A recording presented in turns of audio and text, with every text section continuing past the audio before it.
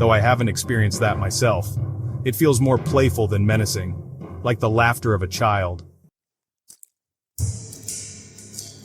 I've told my friend and his brothers about the area, warning them that while the canine encounter remains unexplained, the overall atmosphere of the place is undeniably active. I advise them against visiting at night unless in a group and with precautions in case of emergencies. Personally, I no longer go after dark. The ruins, remnants of the Brook Bay brick factory that burned down years ago, seem steeped in negative energy. It's as though such energy attracts spirits, some of which may not be benign. Initially, I thought the stories about the place were overblown, just tales passed around for the thrill. People hear a twig snap in the pine barrens and jump to the conclusion that it's haunted, ignoring the obvious presence of wildlife.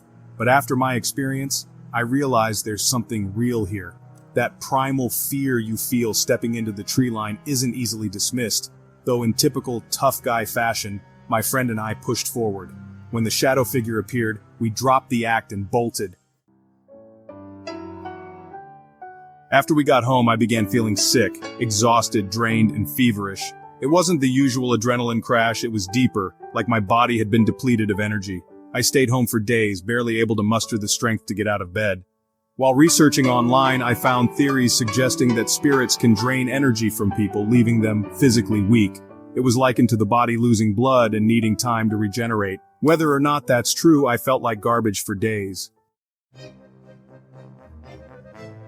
These days, I approach the paranormal with skepticism but an open mind. If a door slams or a curtain flutters, there's usually a logical explanation, a draft, wind, or structural issues. But when something unexplainable happens, like a glass of water being thrown while you're alone, you start to reconsider. Paranormal experiences don't happen frequently for me. They seem to come in waves with years of quiet between incidents. When something does occur, I first try to rationalize it. If no logical explanation fits, I cautiously entertain the supernatural. I've shared my stories with others in online groups, but even in those spaces, people can be dismissive. We're all there to share our experiences, not to seek validation or prove anything. It's not about convincing others. It's about connecting with people who've faced similar unexplainable events. While I don't have all the answers, I've learned to trust my instincts when something doesn't feel right.